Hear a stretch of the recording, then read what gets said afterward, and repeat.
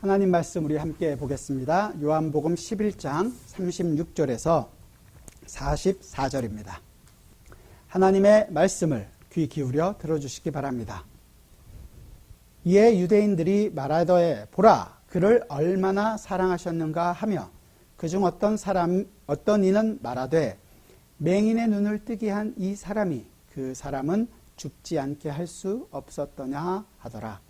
이에 예수께서 다시 속으로 비통히 여기시며 무덤에 가시니 무덤이 굴이라 돌로 막았거늘 예수께서 이르시되 돌을 옮겨 놓으라 하시니 그 죽은 자의 누이 마르다가 이르되 주여 죽은 지가 나흘이 되었음에 벌써 냄새가 나나이다.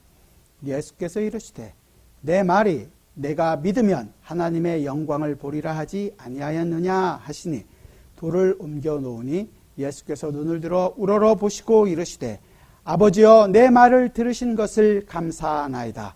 항상 내 말을 들으시는 줄을 내가 알았나이다. 그러나 이 말씀 하옵는 것은 둘러선 무리를 위함이니 곧 아버지께서 나를 보내신 것을 그들로 믿게 하려 함이니이다. 이 말씀을 하시고 큰 소리로 나사로야 나오라 부르시니 죽은 자가 수족을 배로 동인 채로 나오는데 그 얼굴은 수건에 쌓였더라. 예수께서 이르시되 풀어놓아 다니게 하라 하시니라. 아멘. 우리가 지금 요한복음 11장을 함께 살펴보고 있습니다. 요한복음 11장은 한 남자의 죽음과 그 죽음을 슬퍼하는 가족들, 그를 아는 많은 사람들의 슬픔을 보면서 예수님께서는 이것을 통해 자신의 죽음과 부활을 어쩌면 미리 보여주시면서 그것을 통해서 하나님의 영광과 아들의 영광을 드러내 보이시는 일을 지금 하고 계십니다. 그리고 하나님의 영광을 보게 된다는 것은 예수님께서 말씀하신 대로라면 오늘 40절에서 내가 믿으면 하나님의 영광을 보리라 이렇게 말씀하셨으니까 믿는 자가 영광을 보게 된다는 것이 되는 것이겠죠. 요사이 우리가 지금 코로나로 말미암아 힘들고 어려운 상황 속에서 생활하고 있습니다. 많은 사람들이 이것 때문에 목숨을 잃게 되었고 지금도 병상에서 치료를 받고 있는 사람들이 있고 그들을 치료하기 위하여 정말로 밤잠을 자지 못하고 고생하면서 위험한 상황에 내몰리고 힘든 상황 가운데에서 고생하는 많은 사람들이 있습니다. 이런 가운데 과연 우리가 지금 그냥 한가롭게 앉아서 하나님께 영광이니 믿음이니 이런 것을 신경 쓸 여력이 우리 가운데 있을까요? 좀 이 문제를 어떻게 해결하고 빛이 보일 수 있는 그런 메시지 없습니까? 우리에게 힘을 줄 수 있는 메시지 없습니까? 우리는 지금 앞이 막막하고 답답합니다. 그런 걸 해결할 수 있는 그런 메시지를 주십시오. 위로를 주십시오. 저는 여러분에게 오늘 메시지가 여러분에게 진짜 정말로 감격스럽고 위로가 되는 메시지가 되기를 바랍니다. 오늘 우리가 지금 보고 있는 이 나사로는 아마도 많은 사람에게 사랑받고 존경받고 인정받았던 사람인 것 같아요. 처음에 시작할 때 11장 19절에 보면 많은 유대인이 예루살렘에서부터 위로하러 왔다고 얘기합니다. 존경받던 부자가 죽었습니다. 그 사람의 죽음을 통해서 예수님은 그 한 영혼의 죽음만이 아니라 예수 그리스도 자신의 죽음과 부활을 지금 모든 사람에게 보임으로써 하나님의 영광을, 그 아들의 영광을 보이시기 원하는 것입니다. 그 안에 또 다른 가족들이 나오죠. 마르다가 예수님께서 오신다는 얘기를 듣고 예수님을 환영하러 나갑니다. 예수님과의 대화를 통해서 마리아를 부릅니다. 예수님의 부름을 받고 왔던 마리아는 예수님 앞에서 눈물을 흘리죠. 주님께서 여기 계셨더라면 내 오라비가 죽지 아니하였을 것입니다. 그 눈물을 보고 예수님도 함께 우십니다. 이 마리아의 슬픔과 하나가 되십니다. 우리가 지난주에 살펴본 것처럼 이 마리아의 인생을 예수님께서는 직접 체험하고 계시는 것이었습니다. 마리아의 고통, 슬픔을 예수님은 다 이해하셨고 더 나아가서 그 원인이 되었던 죄와 그 결과로 맞게 된 죽음, 그 죽음을 이기지 못하는 우리들을 이해하시고 분노하시면서 예수님은 눈물을 흘리셨습니다. 우리의 모든 질고를 지시고 하나님이신 예수 그리스도께서 우십니다. 죄 없는 분이 우리의 죄를 짊어지신 고통, 과연 우리가 이해할 수 있을까요? 우리는 도저히 이해할 수 없죠. 말로 다 할 수 없는 고통입니다. 그런데 오늘 본문은 그 모든 것을 보면서 수군거리는 사람으로부터 시작을 합니다. 36절에서 얘기하죠. 이에 유대인들이 말하되 보라 그를 얼마나 사랑하셨는가. 그러니까 죽은 나사로를 많이 사랑하셨기 때문에 우시나 보다 이렇게 생각했던 사람들이 있었고, 37절에 보면 그중 어떤 이는 말하되 맹인의 눈을 뜨게 한 이 사람이 그 사람은 죽지 않게 할 수 없었더냐 하더라. 예수님을 약간 비난하는 것 같습니다. 한 사람은 예수님을 인정하는 것 같고 한쪽 사람은 예수님을 비난하는 것 같습니다. 그러나 둘 다 어쩌보면 예수님에 대해서는 이해하지 못하고 있는 거죠. 사실은 똑같은 것을 이야기하고 있는 것입니다. 왜 나사로를 살리지 못하고 못 고치고 죽게 나와서 이제 와서 울고 있느냐 이거죠. 그 선지자라고 자기가 스스로 이야기하고 있지 않는가. 나와 하나님은 하나라고 이야기할 만큼 하나님의 아들이라고 얘기하는데 왜 그런 능력은 없냐 이거죠. 예수님은 무능력자가 맞다. 자기들끼리 삐죽삐죽 거리면서 이야기하고 있는 것입니다. 그래서 예수님이 뭐라고 얘기하시냐면 38절에 이에 예수께서 다시 속으로 비통히 여기시며 무덤에 가시니, 여기 다시 한 번 더 나오죠. 똑같이 비통히 여기신다는 내용이 나옵니다. 지난주에 살펴봤던 단어와 같은 단어예요. 유대인들에게 지금 예수님이 화를 내고 계시는 건가요? 그렇지 않습니다. 주님은 우리의 불신앙 때문에 화를 내시지 않습니다. 그들의 지금 유대인들의 불신앙 때문에라도 예수님은 화를 내고 있는 것은 아닙니다. 우리는 어찌 보면 아니 그렇게까지 하는데 예수님을 몰라보고 아직도 이렇게 삐죽삐죽 거리고 있다? 예수님이 화나는 게 어쩌면 당연할 거야 라고 생각할지 모르지만 예수님이 지금 비통히 여기시고 화를 내시고 있는 것은 그들의 불신앙 때문이 아닙니다. 우리가 요한복음 3장에서 봤던 니고데모를 한번 보세요. 니고데모가 예수님이 얘기하는 것을 알아듣지 못한다고 해서 예수님이 화를 내시나요? 그렇지 않죠. 오히려 예수님은 마지막에 이렇게 얘기하십니다. 인자가 나무에 들려야 하리니, 뭐죠? 십자가에 죽게 될 것을 이야기하고 있습니다. 이해하지 못하기 때문에, 그 불신앙 때문에 주님은 십자가에 죽으신다고 말씀하십니다. 이런 시각을 가지고 성경을 봐야 해요. 이거는 예수님이 잘못하시는 거구나. 이렇게 했기 때문에 이렇게 하셨구나. 어쩌면 우리가 생각할 수 있는 당연한 시각으로 성경을 보는 것이 아니라 성경이 요구하는 시각으로 성경을 볼 수 있어야 합니다. 니고데모가 믿었던 사람이냐, 믿지 않았던 사람이냐, 이런 것들을 보는 것이 아니라 잠깐 믿다가 실수해서 예수님께 와서 꾸중 들었다. 이런 식으로 보는 것이 아니라 성경이 보여주고자 하는 것. 우리의 불신앙에도 불구하고 그 불신앙 때문에 주님은 십자가에서 죽으시는구나 라는 것을 볼 수 있어야 된다는 말이에요. 이게 요한복음이 가지고 있는 굉장히 신학적인 내용이에요. 예수님 당시에도 예수님의 설교나 예수님의 가르침을 듣고 깨닫고 주님 앞에 온 사람은 한 명도 없었습니다. 저도 마찬가지고 우리 역시 다 마찬가지죠. 오늘 나오고 있는 본문에 나오는 마르다 역시 그랬습니다. 주는 부활이시고 생명이다 라고 얘기했을 때 아멘 했습니다. 그럼에도 불구하고 오늘 뭐라 그래요? 죽은 지 나흘이나 됐습니다. 벌써 냄새가 납니다. 이게 무슨 소리입니까? 예수님의 말씀을 전혀 듣지 못했다는 것입니다. 그러기에 예수님의 이 비통하신 분노는 우리의 불신앙 때문에 화를 내는 것이 아닙니다. 우리의 죄 때문에 우리가 사실은 지옥에 가는 것이 아닙니다. 우리가 지옥에 간다면 그건 우리가 예수를 바르게 성경이 보여주고 있는 이 예수를 알지 못하기 때문입니다. 예수님께서 화를 내고 계신 것은 우리로 계속 불신앙으로 살게 하는, 우리를 붙들고 있는 그 죄의 권세에 대하여 화를 내고 계시는 것입니다. 우리가 지난주에 살펴본 것과 마찬가지입니다. 야고보서 1장 15절에서 욕심이 잉태한 즉 죄를 낳고 죄가 장성한 즉 사망에 이르느니라. 우리의 욕심이 뭐였습니까? 하나님이 되려고 했던 그 마음입니다. 그리고 나서 이제 내 본성대로, 내 힘대로 살려고 합니다. 계속해서 죄를 낳게 되고, 그래서 하나님을 떠나 살았습니다. 생명이신 그분을 떠나서 생명 없음에도 불구하고 죽음 가운데서 열심히 살았습니다. 죽음으로 달려가고 있었죠. 그리고 마침내는 죽음으로 끝이 날 사람들이었습니다. 예수님은 바로 그 죄와 죽음 앞에 분노하고 계시는 것입니다. 그래서 그 다음으로 가시는 곳이 바로 그 죽음의 앞 무덤입니다. 무덤에 이르러서 그 죽음뿐인 곳에서 39절에서 얘기하죠. 돌을 옮겨 놓으라. 마르다가 바로 이야기합니다. 4일이 돼서 썩은 냄새가 납니다.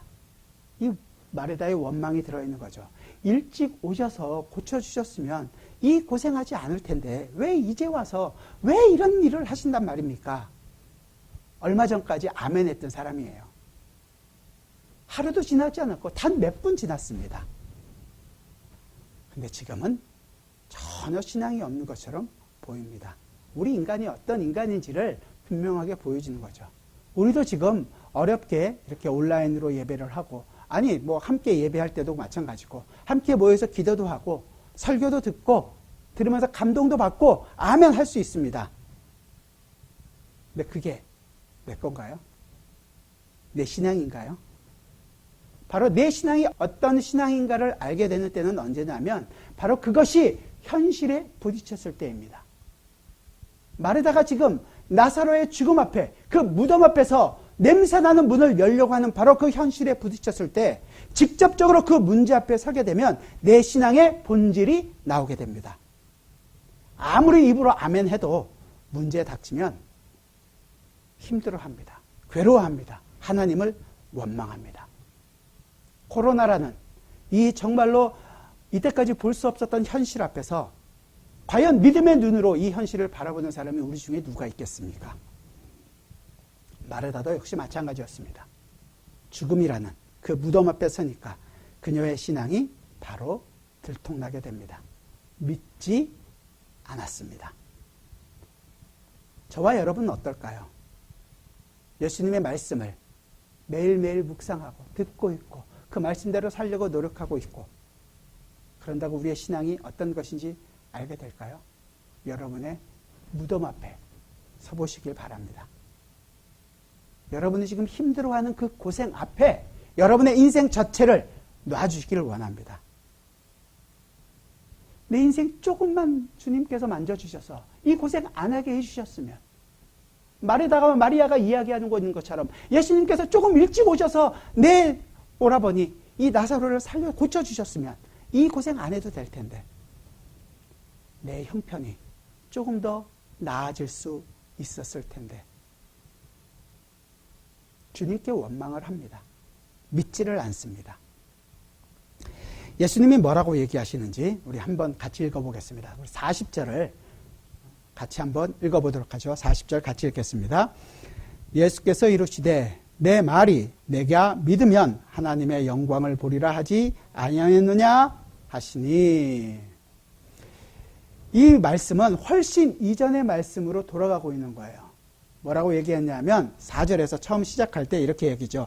예수께서 들으시고 이르시되 이 병은 죽을 병이 아니라 하나님의 영광을 위하며 하나님의 아들이 이로 말미암아 영광을 받게 하려 함이라 하시더라. 하나님의 영광, 그 아들의 영광을 지금 이야기합니다. 언제 그랬냐면 종이 와서 예수님께 와서 얘기할 때 그 종에게 얘기했습니다. 기쁜 마음으로 종이 돌아와서 마리아와 마리아에게 이야기도 전에 벌써 나사로는 죽었습니다. 그러면 이 종이 전한 말을, 하나님의 영광, 누가 귀를 기울였겠습니까? 아니 뭐 예수님을 불러와서 병을 고치고 이런 게 아니라 벌써 나사로는 죽었습니다. 그들 모두는 이제 끝이 났다고 생각하는 것입니다. 귀담아 들을 아무도 없었습니다. 그런데 예수님께서 그 말씀을 다시 한번 끄집어 내십니다.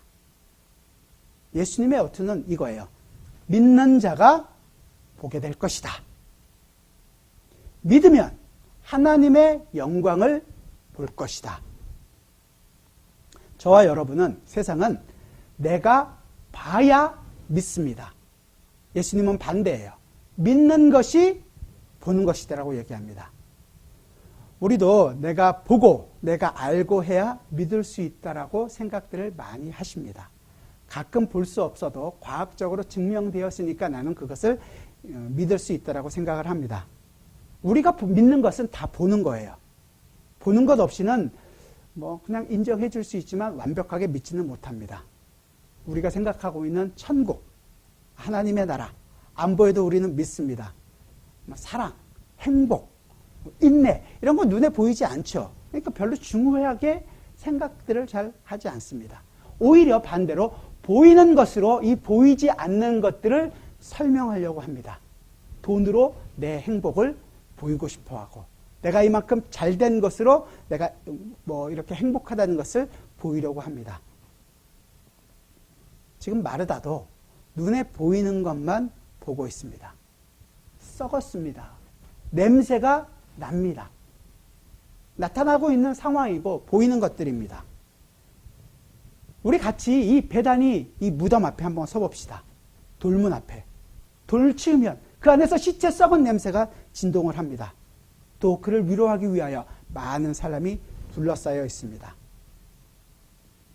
예수님께서 그들 앞에 서서서 말씀하십니다. 믿는 자는 영광을 볼 것이다. 돌문을 치워라. 수많은 군중들 많이 있었죠. 누가 그 말을 믿었을까요? 아무도 없습니다. 믿는 분은 오직 한 분, 예수님 뿐이었습니다. 그러기에 이 지금 11장의 이 나사로 사건은 나사로가 살아난 것이 가장 중심이 되는 내용이 아닙니다. 나사로가 중심이 아니에요. 예수 그리스도가 꼭 그분의 믿음이 사실은 이 내용의 중심이 되어야 합니다. 어떻게 하냐면 보세요. 믿으면 영광을 보리라. 자, 그러면 하나님의 영광, 이 영광이라는 것이 뭔가? 나사로가 산 것이 영광인가요? 자, 좋습니다. 나사로가 살아났다. 영광이다라고 생각한다면 그러면 믿음은 영광을 본다라고 했으니까 마리아, 마르다, 거기 있던 많은 유대인들 나사로가 산 것 봤습니까? 못 봤습니까? 다 봤습니다. 그렇다면 거기서 말하는 하나님의 영광은 나사로를 살리는 게 맞나요? 틀리나요? 믿지 않았는데 다 봤으니까 이 영광은 나사로가 산 것은 아니라는 얘기가 되는 겁니다. 더 설명을 해드려야 되는지. 따라서 지금 예수님께서 말씀하신 이 믿으면 하나님의 영광을 본다라는 말은 하나님의 영광은 사실은 나사로가 산 것이 하나님의 영광은 아닌 것입니다. 그러니까 이 얘기의 중심은 나사로가 살아난 것이 중심이 될 수 없다라는 것입니다. 말씀드린 것처럼 이 얘기의 중심은 믿음을 가지신 분, 바로 예수 그리스도. 그분에게 우리의 초점을 맞춰야 한다는 얘기입니다. 그렇다면 하나님의 영광이 뭔가? 우리가 추적해 봐야 할 내용이죠. 자, 먼저 믿는 자가 본다고 했으니까 예수님의 믿음을 봅시다. 예수님이 누구신가? 우리는 예수님에 대해서 그냥 좀 추상적으로 알고 있는 부분들이 많습니다. 하나님의 아들, 전능하신 하나님의 아들이시다. 이런 것들을 갖다 붙이고 많은 능력을 행하신 분이다. 이런 식으로 생각을 합니다. 그런데 사복음서 기자들은 아주 매우 구체적으로 보여줍니다. 오늘도 예수님의 믿음을 설명하면서 그 믿음이 어떤 것인가를 보여주기 위해 사도 요한은 예수님께서 기도하시는 부분을 우리에게 알게 합니다. 예수님의 믿음이 어떤 것인가? 이렇게 시작해요. 기도를 보이면서 41절에서 돌을 옮겨 놓으니 예수께서 눈을 들어 우러러보시고 이러시되 기도하시는 겁니다. 아버지여 내 말을 들으신 것을 감사하나이다. 그냥 읽으면 놀랄 것 없는 구절입니다. 근데 지금 내가 예수님이라면 그 자리에 있는 상황이라면 제일 먼저 우리가 하고 싶은 말이 뭘까요? 나사로야 나와라 아닙니까? 옆 사람들이 보고 사람들이 환호를 지르고 나사로가 살아났다. 봤지 이분은 정말 대단한 능력을 가지신 분이다. 그렇게 할 거 아닙니까? 그런데 예수님은 처음 한 말이 아버지여 내 말을 들으시는 것을 감사하나이다.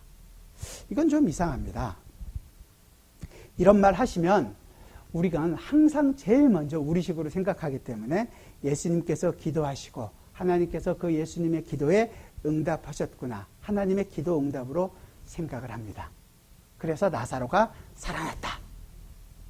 이게 우리가 가지고 있는 한계예요. 하나님에 대해서는 너무 모르는 것입니다. 예수님의 기도 응답으로만, 그래서 나도 어떻게 해서 하나님께 기도해서 응답을 받아낼 것인가, 그런 생각들을 많이 하죠. 저도 그럴 때가 많이 있는데 항상 입에 붙은 말들로 기도할 때가 있잖아요. 기도를 한참 하다가 보면 정신이 잠깐 놓칠 때 딴 생각을 하면 습관적으로 하던 말들, 주여 능력을 주시옵소서, 그래서 이 목회를 잘할 수 있도록 정말로 설교를 해서 많은 영혼들이 주 앞에 돌아올 수 있게 해달라고, 주여 능력을 주시옵소서. 저도 그렇게 기도할 때가 많이 있습니다. 나에게 힘을 주셔서 이 지역사회에 봉사할 수 있도록, 주여 나에게 돈벼락을 주시면 내가 주님의 일을 열심히 하겠습니다. 이런 기도까지는 안 나가는데 가끔씩 우리가 이렇게 생각할 때가 있죠. 나에게 능력과 힘과 건강을 주셔서 주님 교회 일 내가 봉사할 수 있도록, 하나님 나라를 위해서 열심히 할 수 있도록 해주십시오. 나쁜 기도입니다. 왜냐하면 이 기도에는 하나님이 뭘 기뻐하시는지가 빠져 있어요. 더 나아가서는 하나님이 누구신지에 대해서는 관심이 없고, 그 하나님이 가지고 계시는 어떤 힘으로 내가 힘을 잠깐 빌려와서 그것으로 내가 멋있게 살고 싶은 것입니다. 그리고 이름만 하나님께 영광, 하나님의 일을 한다고 이야기하고 있기 때문에 그렇습니다. 그래서 내가 하고 싶은 것을 하나님의 이름이라는 것으로, 하나님께 영광이라는 것으로 바꿔놓고 생각하고 있기 때문에 나쁜 기도가 될 수밖에 없습니다.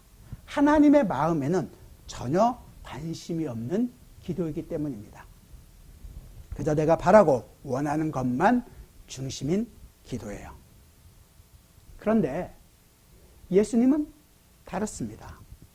나사로야 나와라가 먼저가 아니라 주님은 아버지 하나님의 마음을 너무도 잘 알고 계시기에 아버지 하나님을 먼저 부릅니다.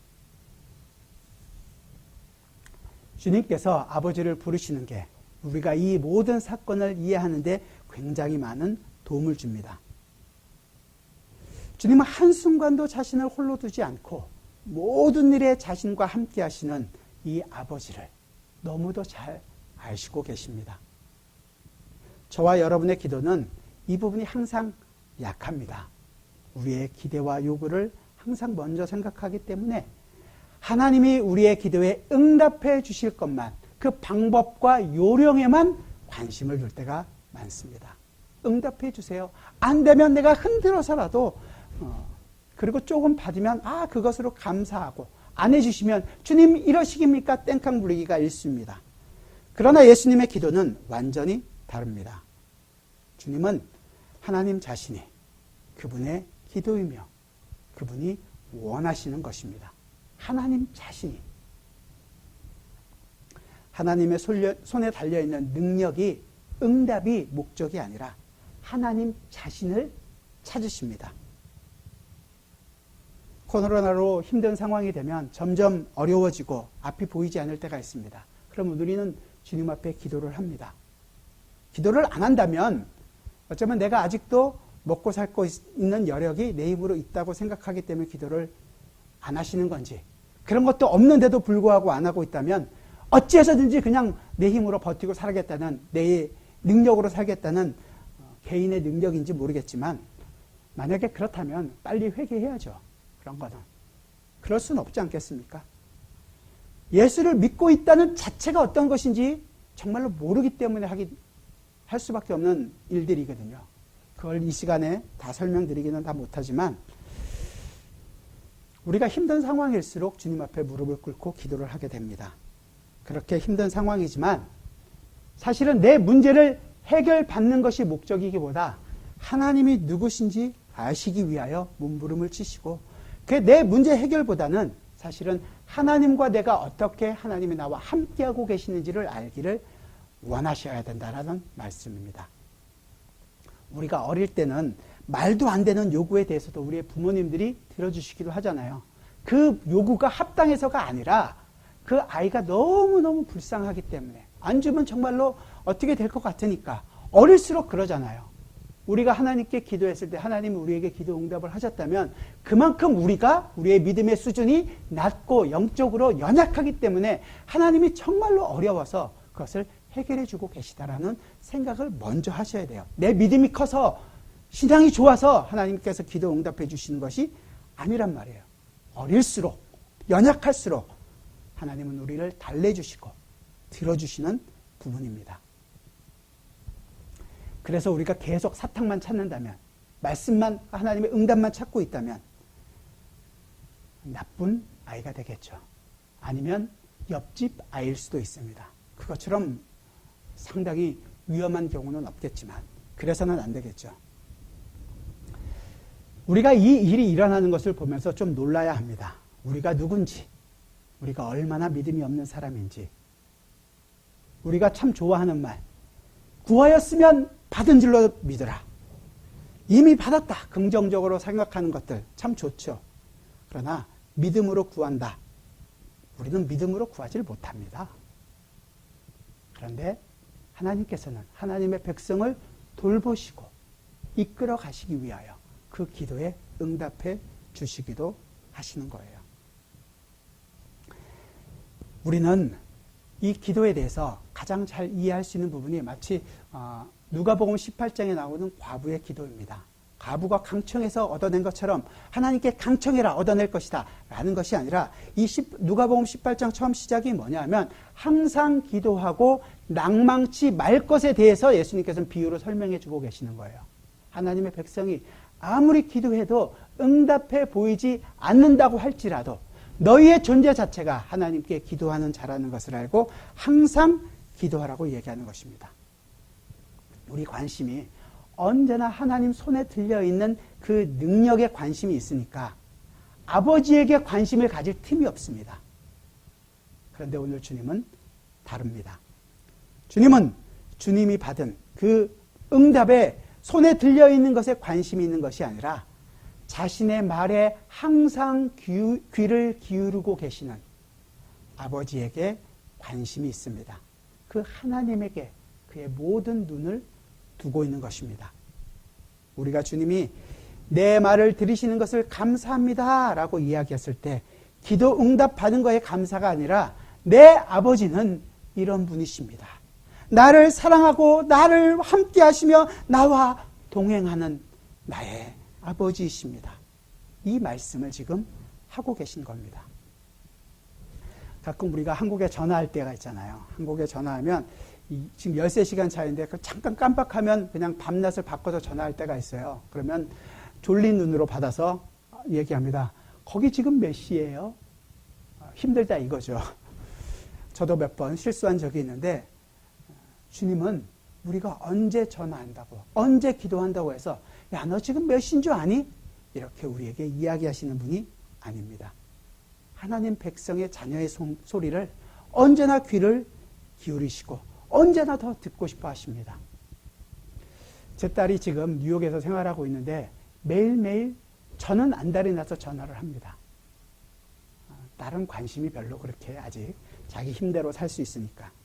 그러면서 아버지의 마음이 어떤 것인지 하나님의 마음이 어떤 것인지 조금씩은 배워갈 수 있는 것 같아요. 하나님은 절대 우리의 기도에 귀찮아하지 않으십니다. 왜냐하면 우리가 그분의 자녀이기 때문입니다. 우리의 그 말도 안 되는 얘기들, 정말로 쓸모없어 보이는 기도들을 다 들어주십니다.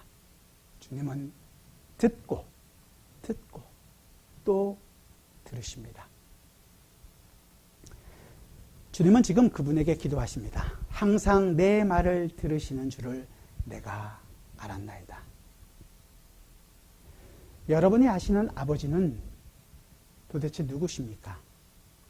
지금이라도 부르면 응답하는 그 아버지가 누구십니까? 예수님은 자신의 아버지를 부르십니다. 이것이 주님의 믿음입니다. 그러니까 이 믿음은 보이지 않는 것으로부터 시작을 합니다. 아버지로부터 시작하기 때문에 이 일이 진행되는 상황도 우리가 생각하고 있는 그런 상황과는 조금 다르게 진행이 됩니다. 우리는 보이는 것만을 찾으니까 보이는 게 흔들리면 우리는 당연히 흔들립니다. 어쩔 줄을 모릅니다. 내 상태, 내 상황이 흔들리면 모든 믿음이고 나발이고 정말로 다 흔들려 버립니다. 그러나 주님은 다릅니다. 주님의 믿음은 보이지 않는 것에 기초를 두고 있고 그건 바로 아버지 하나님, 그분에게 기초를 두고 있습니다. 그래서 눈에 보이는 것이 허망해 보이고 눈에 보이는 것이 다 끝이 보이는 바로 그때 하나님의 일은 언제나 시작한다라는 것을 알게 하십니다. 우리가 도대체 내 힘으로 되지 않을 때, 그런 상황들을 만날 때 그때 하나님은 하나님의 일을 시작하셨고, 아니 이미 이루어가고 있음을 우리로 하여금 알게 하십니다. 코로나라는 절망 앞에 우리가 섰을 때 이미 하나님은 우리와 함께 일하고 계시고 그 어려움 속에서도 우리를 지키시겠다고 먼저 길을 나서고 계십니다. 냄새나는 지금 시체 앞에서 주님은 시작하십니다. 우리의 말할 수 없는 눈물과 절망과 고통 속에서 주님은 일하시기 시작하십니다. 주님은 그 안에서 절망과 좌절 속에서 주님의 기쁨과 소망과 위로의 메시지를 만들어 내십니다. 아, 이제 끝이구나. 이제 절망이구나. 아무것도 할 수 없구나 라고 생각하는 그때 아버지께서 일하고 계신다는 것을 알게 됩니다. 그 아버지가 나의 모든 삶을 주관하시고 오늘도 나와 함께하고 계신다는 것을 그때 우리가 알게 되는 것입니다. 그래도 우리는 분통을 터뜨리죠. 아니 주님, 거기까지 가기 전에, 아파하고 슬퍼하기 전에 나와 함께하다는 것을 알게 해주시면 얼마나 좋습니까? 좀 도와주셔서 일찍 이 고생 안 하게 살게 하면 더 좋지 않습니까? 죄송합니다. 그건 믿음이 아닙니다. 내 욕심이죠. 내 바람이죠. 먹을 것만 찾고 있는 나의 마음입니다. 유대인들과 똑같은 겁니다. 내 문제가 해결되는 것이 나의 목적이기 때문입니다. 하나님 입장에서는 우리의 문제가 해결되는 것이 관심이 아닙니다. 우리가 관심입니다. 내가 하나님의 백성에게 하나님은 모든 관심을 쏟고 계십니다. 우리가 하나님에게 눈을 두고 딴 데 한눈 팔게 되는 것이 하나님의 진짜 관심이기 때문에 하나님은 도리어 우리에게서 눈을 떼지 않으십니다. 우리의 환경이 다 무너지더라도, 우리의 몸이 다 정말로 못쓰게 될지라도 우리가 하나님을 바르게 볼 수만 있다면 그 모든 것을 무너뜨려서라도 하나님을 바르게 보고 하나님 앞에 서게 하실 분이 바로 하나님이시라는 겁니다. 하나님이 우리를 세우는 이 고집을 우리는 하나님의 열심이라고 이야기합니다. 성경의 모든 인물이 바로 이 하나님의 열심으로 그들의 인생을 살았습니다. 그것을 설명한 책이 바로 설교했던 분이 박영성 목사님의 하나님의 열심이라는 책이 있습니다. 여러분들이 기회가 된다면 한 번씩 보시기를 권고드립니다. 그리고 이 하나님의 열심이 시작된 사람들에겐 그 표시가 이제 나타나기 시작합니다. 우리의 인격과 우리의 인생을 다루어 가시는 하나님의 손길이 하나하나 나타나기 시작합니다.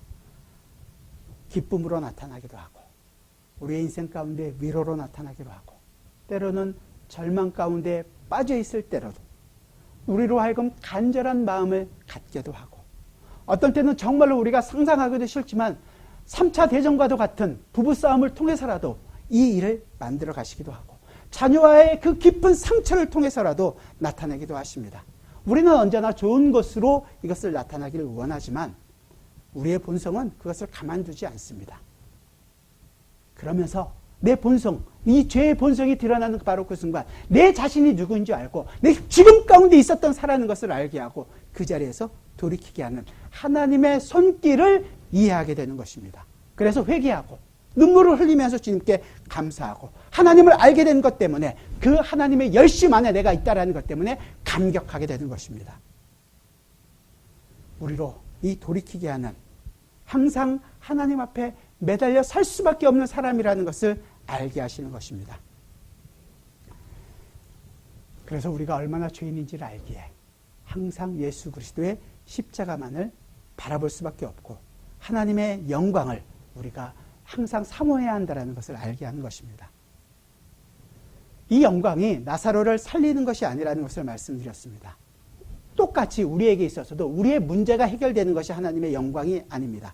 그러면 하나님의 영광은 뭐냐면 이 하나님의 영광을 보게 된다는 말씀, 이 40절에서 하신 말씀이 41절에서 이렇게 나와요. 아버지께서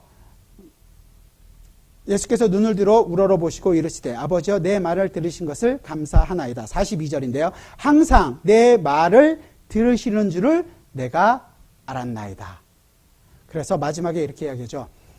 이 말씀을 하옵는 것은 둘러선 무리를 위함이니 곧 아버지께서 나를 보내신 것을 그들로 믿게 하려 함이니이다. 아버지께서 나를 보내신 것을 그들로 믿게 하는 것. 다른 얘기가 아니라 서로 연관되어 있는 거예요. 하나님의 영광을 본다는 것이 바로 믿고 있다는 것이죠. 믿는 자가 하나님의 영광을 보는 것입니다. 하나님의 영광. 하나님의 영광을 뭘까요? 그래서 하신 행동이 43절에서 예수님께서 큰 소리로 얘기합니다. 나사로야 나와라. 그렇죠? 예수님은 왜 그렇게 큰 소리로 얘기하셨을까요? 죽은 자가 못 들을까 봐 큰 소리로 부르셨을까요? 물론 그런 것은 아닙니다. 예수님께서 사실은 나사로야 나와라가 아니라 큰 소리로 부르셨다라는 거에 의미가 있습니다. 큰 소리로 불렀다. 이 단어가 성경에 한 6번 나오는데 예수님께서 사용하신 것은 이번 한 번이고 나머지는 다 유대인들이 한 얘기입니다. 19장 이후에 한 예를 들면 이런 거예요. 유대인들이 예수님께 예수를 십자가에 못 박아라 할 때 큰 소리로 외쳤더라. 이렇게 표현하는 거거든요. 예수님을 죽일 때 큰 소리로 얘기했다는 거예요. 그러니까 지금 나사로의 죽음과 다시 살아나는 그 일과 예수님의 죽음을 서로 오버랩시키는 겁니다. 이게 요한이 가지고 있는 아주 굉장히 신학적인 기법인데요.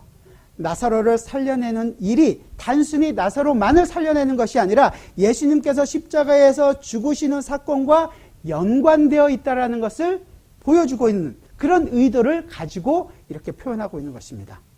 또 다른 한 부분은 뭐냐면 예수님이 돌아가신 이후에 주님의 얼굴에 수건을 쌓아놓은 일이 있었습니다. 나중에 부활하신 후에 요한복음 20장 7절에 보면 머리에 쌓던 수건은 딴 곳에 놓여 있더라. 근데 나사로의 얼굴에 지금 수건이 덮여 있죠. 똑같은 단어를 쓰는 겁니다. 얼굴은 수건에 쌓였더라. 지금 예수님과 나사로를 비교해서 이 예수님의 죽음을 이 나사로의 그 죽음과 부활 속에 미리 보여주고 있는 것입니다. 그러기에 나사로의 부활은 그것만이 목적이 아니라 사실은 그것을 보여주고 있는 예수 그리스도의 죽음과 이 부활을 미리 보여주고 있는 것입니다. 그림자처럼 우리에게 보여주고 있는 거예요. 따라서 여기서 보여주려고 하고 있는 하나님의 영광은 사실은 진정 믿음이 있는 자라면 눈에 보이는 나사로가 살아난 것을 보는 것이 아니라 그것이 진정으로 보여주고자 하고 있는 예수 그리스도의 죽음과 예수 그리스도의 부활을 바라보게 되는 것. 이것이 바로 하나님의 영광이 된다라고 이야기하는 겁니다. 이걸 그들이 알았을까요? 거기 있는 사람들이 알았을까요? 아무도 몰랐습니다. 제자들도 몰랐습니다. 그 당사자였던 마르다도 몰랐고 마리아도 몰랐습니다. 주변에 있던 유대인요? 유대인 더군다나 더 몰랐죠. 전부 다 그냥 나사로가 살아나온 것 때문에 와 기쁘다 거기에 감격하고 놀라워했습니다. 더 나가서 이 일 때문에 유대인들은 예수님을 죽이려고까지 합니다. 우리가 다음 주에 살펴볼 내용인데요. 우리는 살아난 것에 관심이 있습니다. 그래서 예수님께서 십자가에서 죽으셨을 때 누구도 거기에 대해서 믿음을 갖고 있었지 않죠. 다 도망갔습니다. 다 실망하고 포기했던 겁니다. 아무도 몰랐고 아무도 안 믿었습니다. 그렇다면 예수님께서 말씀하신 그 얘기, 믿는 자가 보게 될 것이다. 하나님의 영광을 볼 것이다. 누가 봤나요? 아무도 못 봤습니다. 아무도 못 봤습니다. 얼마나 실망했을까요? 그런데 주님은 실망하지 않고 십자가에서 죽으시는 겁니다. 그래서 주님은 십자가에 죽으실 수밖에 없는 것입니다. 십자가에서 죽으시고 부활하셔야지만 이제 그 일이 우리가 믿음으로 보게 되는 일이 가능하게 되는 것입니다. 예수님이 십자가에 죽으시고 부활하신 이후에 모든 사람에게 보이시고 승천하신 다음에 예수 그리스도의 보혜사 성령 하나님이 우리와 함께 하심으로써 예수 그리스도에게 일어난 모든 일을 기억하고 그 예수 그리스도를 이런 일이었구나라는 것을 알게 하는 것입니다. 지금 우리에게도 이 성령 하나님을 통하여 그 일이 예수 그리스도의 죽음과 부활을 보여주고 있는 사건이라는 것을 알게 되는 것입니다. 이해할 수 있게 되는 거예요. 믿음으로 본다고 이야기할 수 있는 것입니다. 그래서 믿게 되었기에 기뻐하게 되는 것입니다. 나사로가 살았는데 그걸로 기뻐하는 것이 아니라 그 안에서 예수 그리스도의 죽음과 부활을 보고 기뻐합니다. 우리가 지금 보고 살고 있는 거예요. 우리가 지금 현실에서 당하는 것은 코로나로 말미암아 힘들고 어렵고 그 속에서 우리가 진정으로 봐야 될 것이 뭐라고요?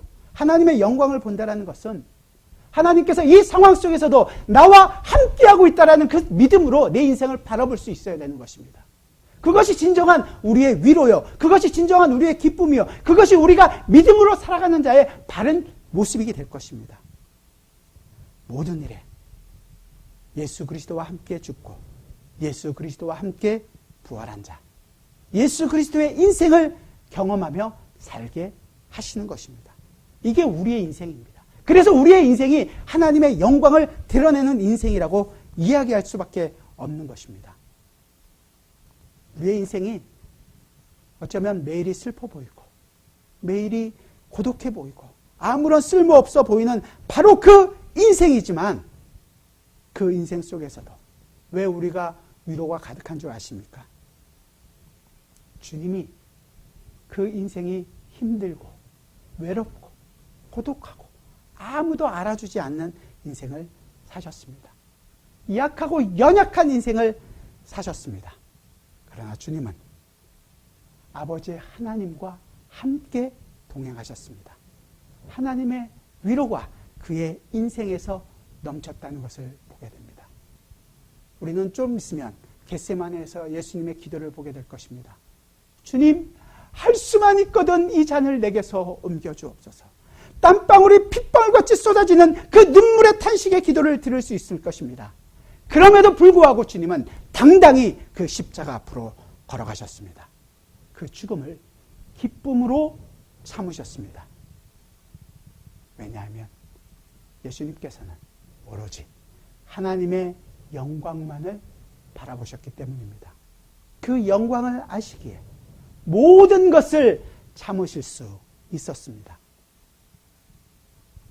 주님은 우리의 모든 죄를 짊어지시고 우리의 죄가 되셔서 쓰러질 수밖에 없었지만 또한 주님은 매일매일 먹이고 계시는 아버지 하나님의 양식으로 자신을 채우셨습니다. 하나님의 영광으로 사셨습니다. 우리에게도 지금 이 일이 일어나고 있습니다. 지쳐 보이고 슬퍼 보이는 것 같으나 쓰러질 수 없는, 포기할 수 없는 인생을 살게 하시는구나. 그래서 일어납니다. 그래서 살아납니다. 그래서 우리는 죽을 수가 없습니다. 그래서 우리는 포기할 수가 없습니다. 왜냐하면 나와 함께 죽으시고 살아나신 예수 그리스도가 계시기 때문입니다. 그분이 고난받는 걸로 끝나는 것이 아니라 승리하고 계시고 그분의 눈물 흘리는 것으로만 있는 것이 아니라 그 눈물 속에서 하나님이 주시는 위로로 미소를 짓고 계시며 아픔으로 끝나는 것이 아니라 우리와 함께 찬양하는 그 기쁨과 위로가 넘치기 때문입니다.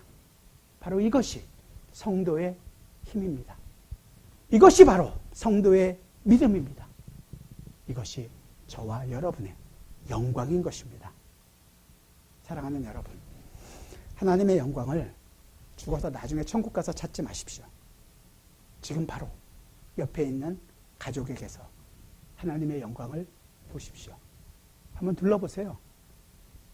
안 보이십니까? 우리도 사랑하는 여러분 모두가 예수 그리스도와 함께 고난받고 죽고 또 부활하는 그 모습을 통하여 하나님의 영광을 보이시기를 바랍니다. 저와 여러분은 자신의 인생 안에서도 이 하나님의 영광을 항상 보이는 자라는 것을 놓치지 마십시오. 하나님 앞으로 나오십시오. 그 품에 안기십시오. 그분께 여러분의 모든 것을 아뢰십시오. 나의 눈물을 오늘도 닦아주시고 나의 아픔을 위로하여 주시고 나와 함께 눈물을 흘리실 수 있는 그 주님이 여러분을 안고 위로하고 동행해 주실 것입니다. 기도하겠습니다. 사랑하는 아버지, 우리가 구하는 영광은 그저 나의 욕심이 이루어지는 영광이었습니다. 그러나 주님께서는 아버지의 뜻이 이루어지기를 원하시는 인생을 사셨습니다. 그렇게 하나님의 영광을 구하셨기에 그 십자가 위에서도 당당하셨고 그 죽음 앞에서도 흔들림 없이 그 길을 걸어가셨습니다. 그렇게 우리에게 그 죽음의 공포를, 죽음의 권세를 깨트려버리고 이제 우리에게 주시는 하늘의 영광, 하늘의 진정한 위로, 그 평안을 경험하게 해주시니 주님 감사합니다. 힘들고 어려운 시간일수록 하늘의 위로로 살아갈 수 있게 하여 주시고 눈에 보이는 것으로 만족하는 인생이 아닌 보이지 않는 하나님 나라의 영광을 기쁨으로 여기며 살아갈 수 있는 주님의 백성들이 되게 하여 주옵소서. 언제나 내 손을 잡고 놓지 않고 동행하시는 그 예수 그리스도가 나와 함께 오늘도 생활하고 계시다라는 것을 알기에 내 인생은 하나님께 영광이 됩니다. 오 주님 감사합니다. 그 영광을 보이길 원합니다. 그 영광을 나타내게 하여 주옵소서. 예수 그리스도의 이름으로 기도드리옵나이다.